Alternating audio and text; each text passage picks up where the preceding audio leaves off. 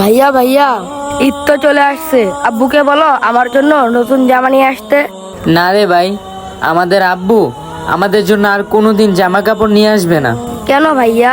কারণ ভাই, আমাদের আব্বু আমাদের ছেড়ে আল্লাহর কাছে চলে গেছে।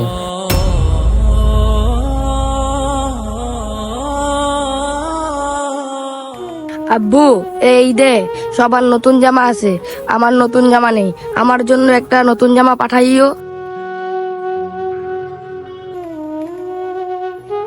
এই তো লেখা হয়ে গেছে, যাই এটা নিয়ে এখন ডাকঘরে দিয়ে আসি।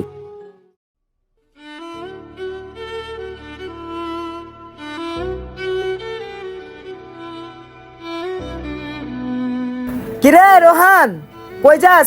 এদিকে আয়, এদিকে আয়। দৌড়া দৌড়া কই যাস? ডাকঘরে যাইতেছি, আব্বুর কাছে চিঠি পাঠাবো। ওর বাবার কাছে চিঠি পাঠাইবো? ওর বাবা না মারা গেছে? আচ্ছা রোহান, তাহলে শোন, আমিও ডাকঘরের দিকে যাইতাছি, তুই আমার চিঠিটা দিয়া দে, আমি দিয়া দিব মনে, তুই জাগা। আচ্ছা ঠিক আছে ভাইয়া, এই নাও।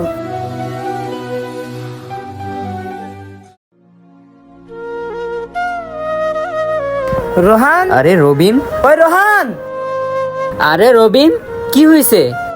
দাঁড়া, তোর ভাই আগে আসুক, পরে বলতাছি। আরে ভাইয়া, এই নে, তোর আব্বু তোর জন্য নতুন জামা পাঠাইছে। ভাইয়া দেখছো, আব্বু আমার জন্য নতুন জামা পাঠাইছে।